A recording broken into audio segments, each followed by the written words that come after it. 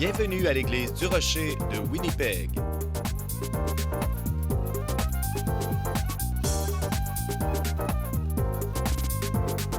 Demeurez avec nous pour un autre message qui provoquera votre pensée du pasteur Mark Hughes.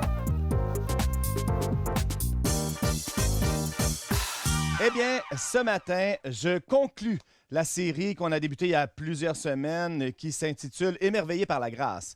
Et je n'arrête pas cette série parce que je manque de matériel, mais plutôt je manque de temps.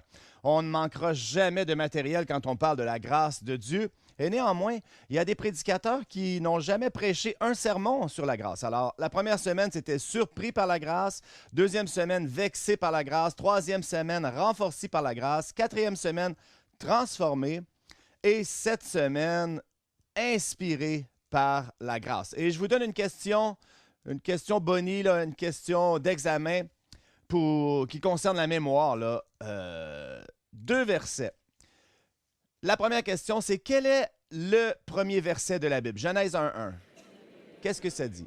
Au commencement, Dieu créa les cieux et la terre. La plupart de vous, vous le savez. Maintenant, qui connaît le dernier verset de la Bible? Vous connaissiez le premier, connaissiez-vous le dernier? Et je vous dis où il est. C'est dans Apocalypse 22, 21. Et ça dit quoi? J'ai entendu quelqu'un le dire. Ça dit que la grâce du Seigneur Jésus soit avec vous tous.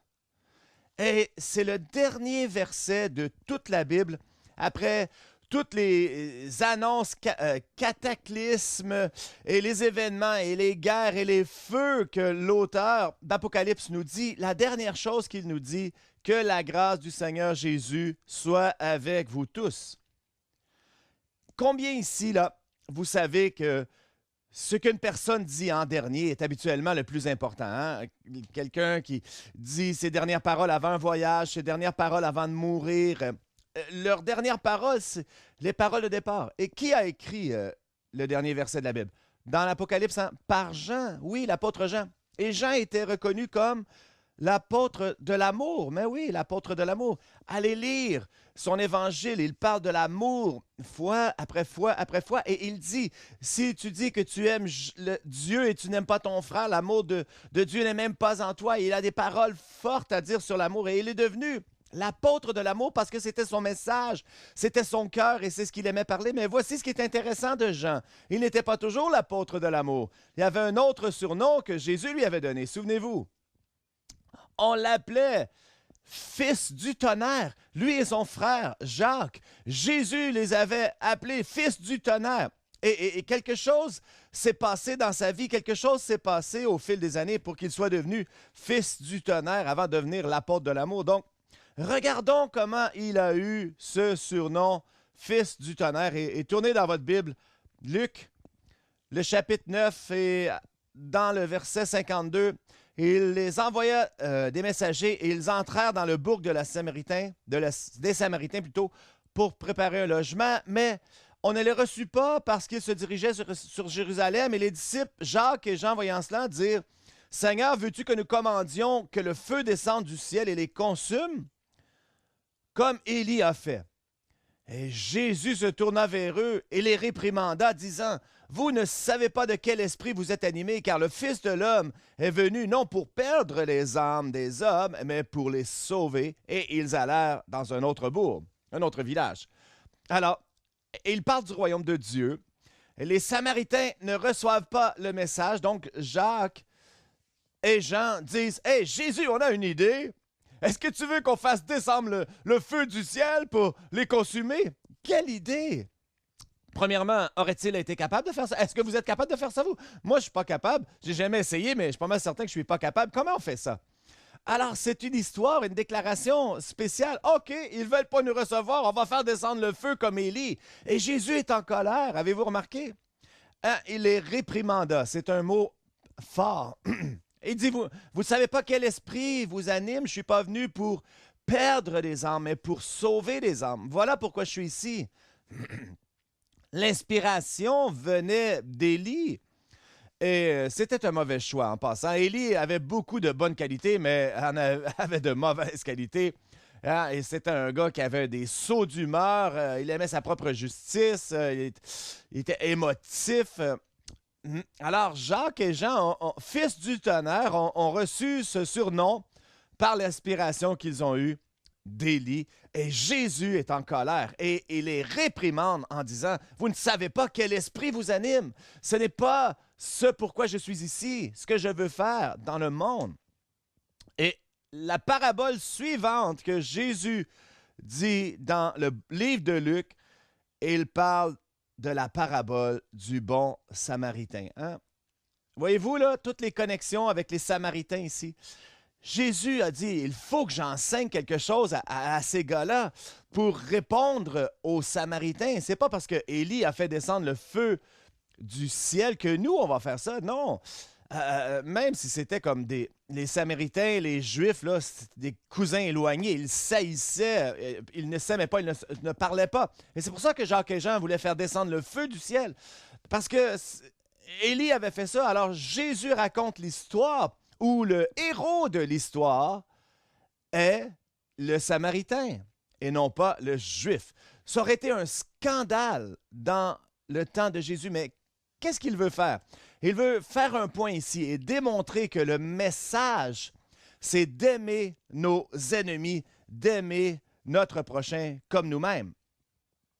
Et il y a un érudit juif du Nouveau Testament, là, je veux bien dire ça, qui enseigne dans une université, Amy J. Levine, et j'ai lu un article fascinant. La question qu'on lui a posée par des chrétiens, c'est qu'est-ce qui était si unique de Jésus, hein, quand on étudie le Nouveau Testament d'un point de vue juif? Eh bien, il dit, je vais vous dire ce qui n'est pas unique. C'est pas unique qu'il parlait en parabole, d'autres enseignants faisaient ça. C'est pas unique qu'il se référait à Dieu comme son Père, d'autres l'ont fait. Et c'était pas unique qu'il soit crucifié parce qu'il y en a d'autres qui ont été crucifiés. Mais laissez-moi vous dire où Jésus est unique de tous les autres. Je ne peux pas trouver aucune autre personne de toute l'Antiquité qui enseignait à ceux qui le suivaient d'aimer leur ennemi. Jésus est unique dans cela. Il était le seul. C'est une chose de dire aimer votre famille, aime tes amis, mais d'aimer tes ennemis, c'est exactement ce que Jésus enseignait. Aucune autre personne dans l'histoire de la religion. Et c'est ce qui est unique avec la grâce. La plus grande démonstration de la grâce, c'est d'aimer ton ennemi. Laissez-moi vous poser cette question. Comment alors est-ce que Jean, le fils du tonnerre, qu'est-ce qui l'a transformé dans l'apôtre de l'amour? Eh bien, je vais vous le dire. Réponse simple. Et si vous comprenez ça, on va comprendre toute la série. Quand tu te tiens avec Jésus, tu comprends cela. Il dit, tu ne sais pas de quel esprit t'anime. C'est pas mon esprit. Je suis pas venu pour perdre les âmes, mais pour les sauver. Et vous n'avez pas saisi mon esprit. Mais après 3 ans et demi, Jean avait pris l'esprit de Jésus et c'était l'esprit de grâce. Jean 1, 14. Et la parole a été faite chair et elle a habité parmi nous. Pleine de grâce et de vérité, nous avons contemplé sa gloire comme une gloire du Fils unique. Grâce et vérité. Regardez Jésus et vous allez voir que c'était un homme rempli de grâce. Et si on n'a pas été capable de gérer notre orgueil, notre justice propre, notre nature vengeur, si on n'a pas été capable de céder ça pour faire place à la grâce, eh bien, je vous suggère que c'est parce qu'on n'a pas passé assez de temps avec Jésus. On ne sait pas vraiment qui est Jésus quand on ne prend pas l'esprit de grâce. Et je crois qu'on apprend la grâce en étant exposé à Jésus ou à d'autres personnes comme Jésus et en entendant des histoires d'inspiration qui transforment les gens de l'intérieur vers l'extérieur. Alors, je vais vous parler de 4 choses aujourd'hui d'être inspiré par la grâce. Et voici ce que la grâce fait. Premièrement, elle comble celui qui ne mérite rien. Et la grâce, deuxièmement, terrasse la haine. 3, la grâce renverse la justice. Et 4, elle surmonte le mal. La première chose, c'est que Jésus nous enseigne que la grâce comble celui qui ne mérite rien. Une femme était fiancée à un homme, ils étaient excités, ils vont au Hyatt Hotel à Boston pour réserver le mariage. Donc, ils choisissent différentes choses, la nourriture, les canapés, les hors-d'œuvre, le décor. Et la facture était de 13 000 $. Alors, la personne responsable lui dit il faut donner 6 500 comme dépôt et le dépôt n'est pas remboursable. Donc, ils ont payé 6 500 et 3 semaines plus tard, le futur marié a changé d'idée. Alors, la mariée retourne à l'hôtel et dit mon fiancé a changé d'idée, est-ce que je pourrais avoir le dépôt? Et on lui dit non, on ne peut pas rembourser le dépôt. Alors elle s'est dit qu'est-ce que je vais faire? J'ai la nourriture qui est réservée, j'ai fait un dépôt et il n'y a pas de mariage. Et voici ce qu'elle a pensé. Elle était passée au travers des temps difficiles, vous savez. Et elle avait vécu dans la rue, au travers des abris pour les gens seuls. Et au travers toutes ces difficultés qu'elle a passées, elle a repris sa vie, elle s'est trouvé un emploi. Et là, elle se mariait, du moins elle croyait. Alors elle dit, je sais ce que je vais faire. Je vais faire la fête quand même. Et je vais aller dans des abris où il y a des gens sans abri, exactement. Et je vais inviter ces gens pour venir à cette fête, une fête qu'ils n'ont jamais expérimentée. Donc, elle a changé le menu pour du poulet désossé en honneur de son ex-fiancé. Vous comprenez? C'est une vraie histoire, là. Comprenez bien, hein? Pas de colonne, poulet désossé. Et le soir du festin, imaginez, là, tous les gens étaient là, les sans-abri, des hommes, des femmes, des gens pris par la drogue, des prostituées, tous ces gens-là qui étaient dans différentes missions d'accueil, habillés de leurs plus beaux vêtements, comme vous pouvez penser, dans un bel hôtel avec des serveurs en tuxedo, du champagne, des hors-d'œuvre juste avant le cordon bleu. Et ils ont eu un dessert magnifique. Et là, ces gens sans-abri, hommes et femmes, ont dansé toute la soirée sur le plancher de la salle de bal avec l'orchestre. Quelle histoire folle! Il y en a, vous venez d'avoir une bonne idée hein, pour le mariage de vos enfants. Allez-y. Mais voici ce que je ne veux pas que vous ratiez dans cette histoire. Ces gens qui ne méritaient rien ont été comblés par la grâce, hein? Étonnés. Et ça, c'est Jésus. Le royaume des cieux est comme cela. C'est l'image de Jésus concernant le ciel. Quand vous allez arriver au ciel, vous allez être surpris des gens qui vont être là. Et quand vous allez arriver au ciel, vous devriez être surpris de vous y retrouver. Parce que seulement ceux qui ne méritent pas d'y aller y vont. La parole de Dieu nous dit que nul n'est juste, pas même un seul. C'est par la grâce que vous êtes sauvés, par le moyen de la foi, pas par les œuvres afin que personne ne se glorifie. Il n'y a personne qui se retrouvera au ciel qui le mérite. Et c'est pour ça que Paul dit, il n'y a pas beaucoup de puissants, pas beaucoup de nobles, pas beaucoup de riches entreront dans le royaume des cieux. Pourquoi? Parce qu'ils pensent qu'ils n'ont pas besoin du ciel. Et c'est pour ça qu'ils ne l'auront pas. Mais vous et moi, on va y aller parce qu'on ne le mérite pas. Et on va être comblés par la grâce de Dieu parce que c'est par la grâce que vous êtes sauvés. C'est une bonne nouvelle. Alors, le premier point est celui-ci, c'est que la grâce comble ceux qui ne méritent rien. Le deuxième point, c'est que la grâce terrasse la haine. Je vous raconte une histoire fascinante. Dans le 19e siècle, à Londres, il y avait deux grandes églises, très grandes. Le pasteur de une était Charles Spurgeon, plusieurs connaissent ce nom, et l'autre, le pasteur, était Joseph Parker. Et c'était deux personnalités très différentes. Et Charles Spurgeon, regardez à droite, il ressemble à Chuck Norris, là, mais ça, c'est juste moi. Tout le monde avec une barbe, pour moi, me fait penser à Chuck Norris. Mais il était avec un tempérament, là, un caractère. Et un jour, Joseph Parker a fait référence à Charles Spurgeon pour l'orphelinat.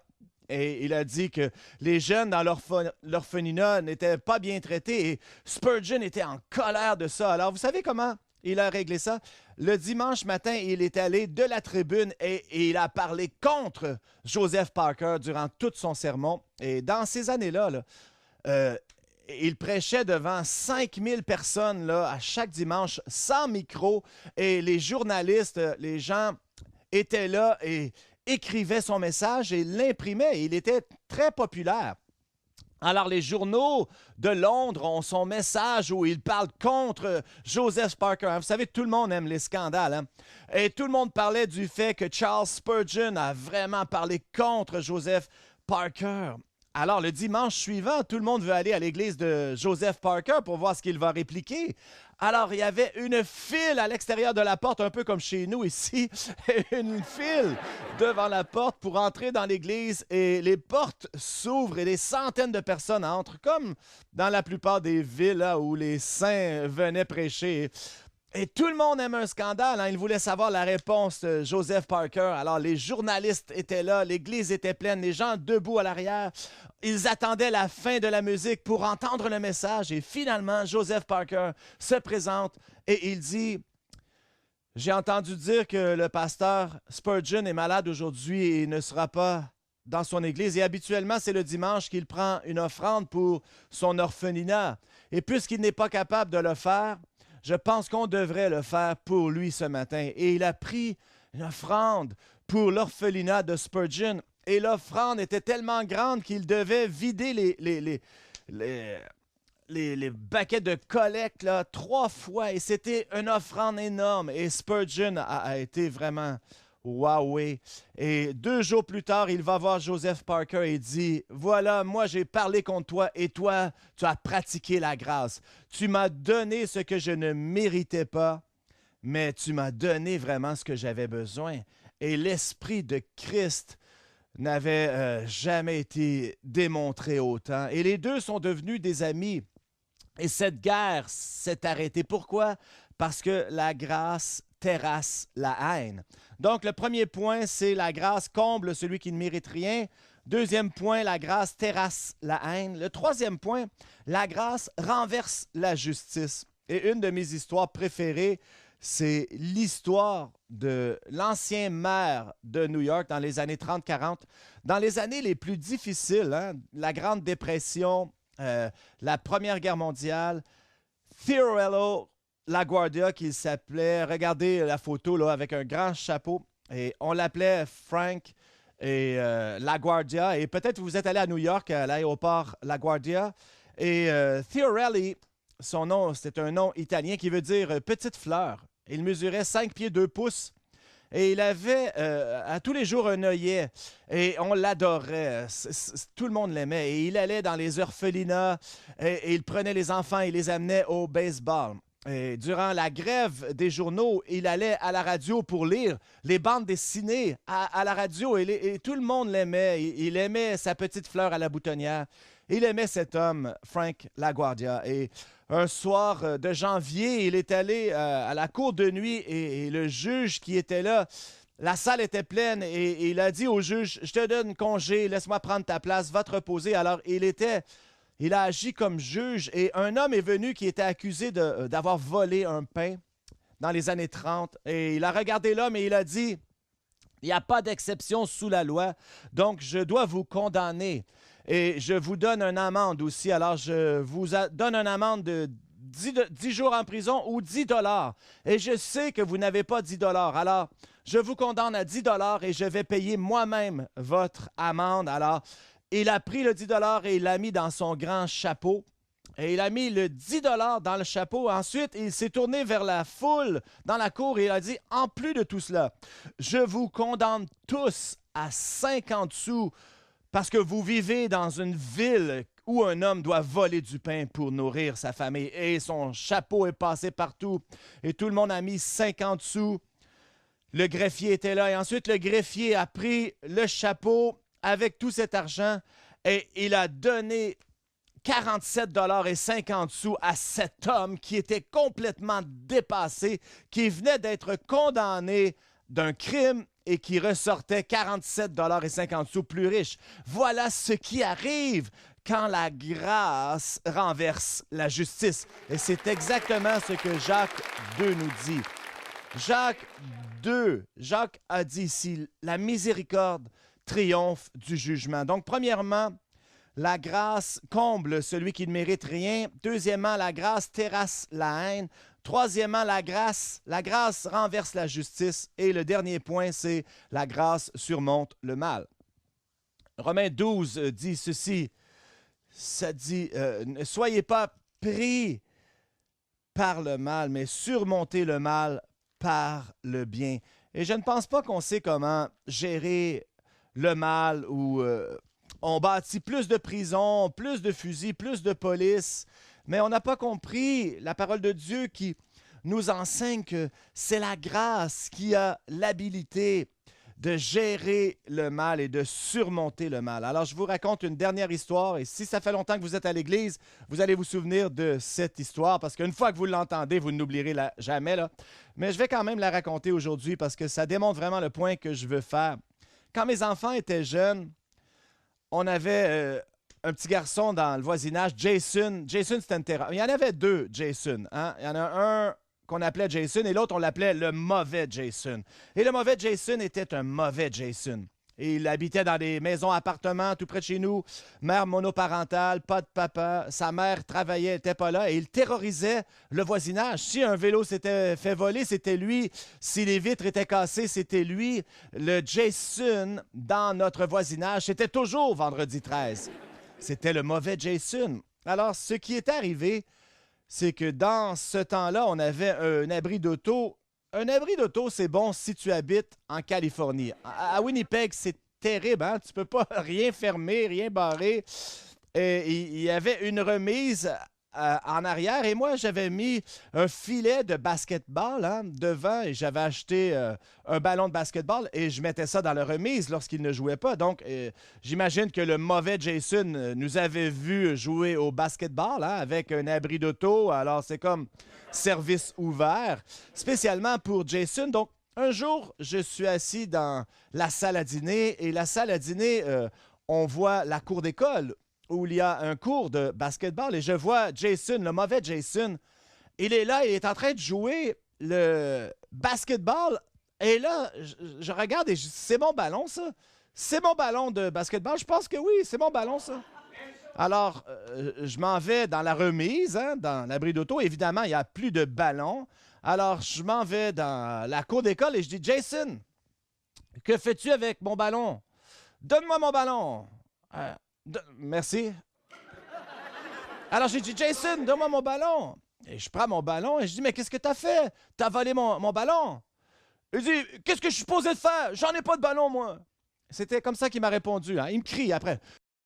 Mais qu'est-ce que tu veux que je fasse? Je n'ai pas de ballon. Alors, comment s'obstiner avec ça? alors, je regarde et je dis, OK, je comprends.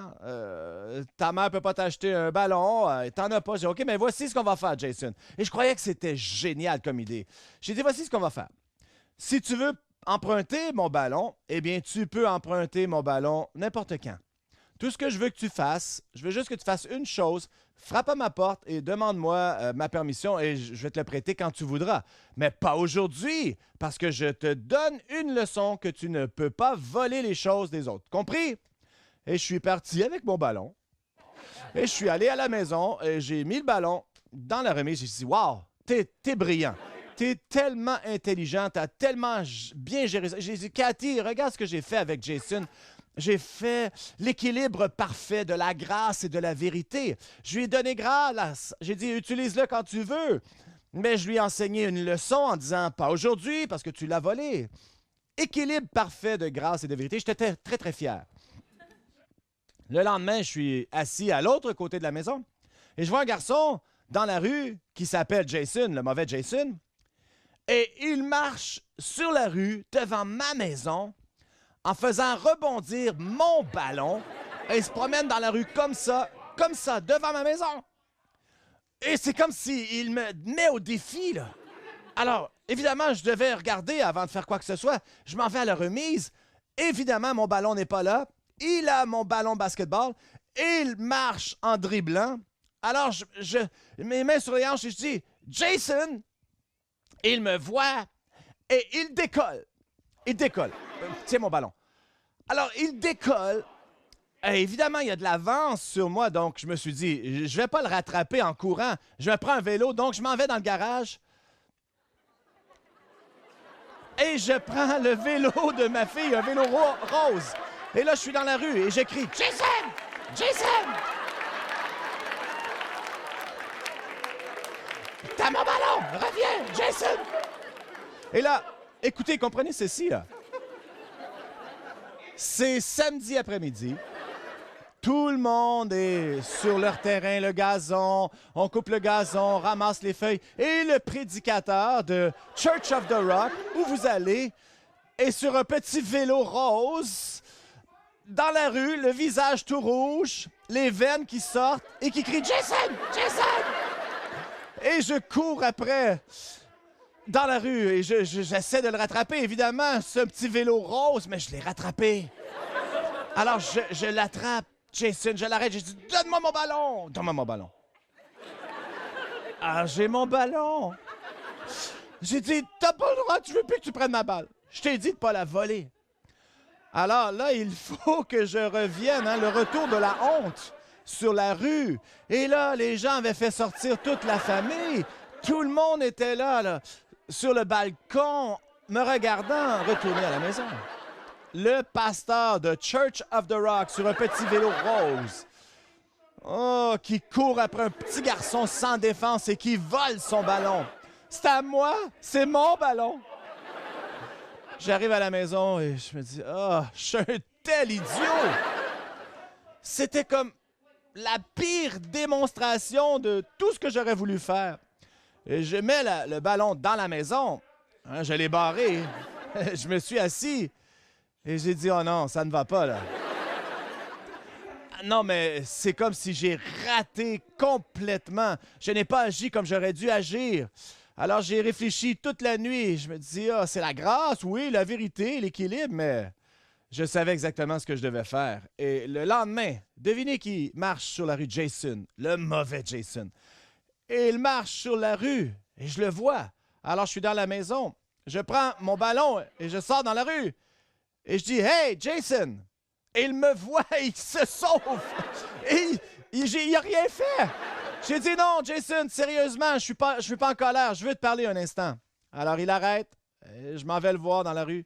Et je dis, « Jason, je sais là, que le ballon, là, c'est un grand problème entre nous. Et je réalise que tu n'as pas de père dans ta vie et qu'il n'y a personne qui va t'acheter un ballon.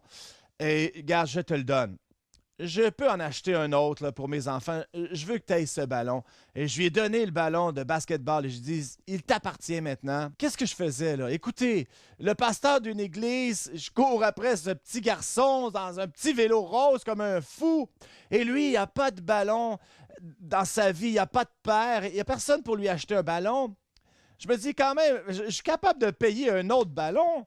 Alors je lui ai donné le ballon de basket. Et laissez-moi vous dire ce qui est arrivé.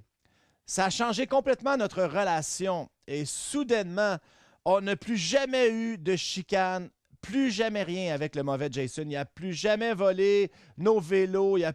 Il disait « Bonjour, Monsieur Hughes » et je disais « Bonjour, Jason ». Et là, il passait. Et il terrorisait quand même le reste du voisinage, mais c'était pas mon problème. C'est à eux d'apprendre la grâce par eux-mêmes. Non, mais voici ce que l'on sait de la grâce. La grâce comble celui qui ne mérite rien. La grâce terrasse la haine. La grâce renverse la justice. Et la grâce surmonte le mal. Voyez-vous, si on apprend ce qu'on appelle la grâce, on pourrait sérieusement changer notre monde. Et ça fait des années que je dis ça. On comprend mal. On est occupé à envoyer des bombes au Moyen-Orient. Pourquoi est-ce si un problème? Et l'État islamique existe.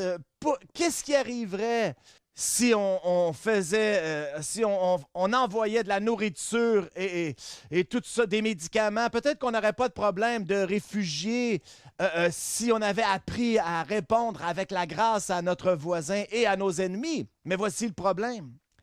La grâce n'est pas un réflexe humain. La grâce fait partie de la nature de Dieu, pas de la nature de l'homme. Elle ne se découvre pas facilement. C'est quelque chose auquel on doit être inspiré. Lorsqu'on lit la parole de Dieu et qu'on découvre Jésus, on voit qu'il n'y a rien de plus puissant dans ce monde que la grâce. Et c'est pour ça que Jean dit que la grâce du Seigneur Jésus soit avec vous tous. Amen. Parce que la grâce change les gens et la grâce, seulement la grâce peut changer notre monde. L'Église du Rocher a des réunions à tous les dimanches au 1397 Buffalo Place. Joignez-vous à nous si vous êtes dans la région. Si vous aimeriez recevoir un livre pour comprendre davantage le don gratuit de Dieu au travers Jésus-Christ, contactez-nous et nous vous l'enverrons gratuitement. Visitez notre site web au www.churchoftherock.ca. Merci d'avoir été avec nous et que Dieu vous bénisse.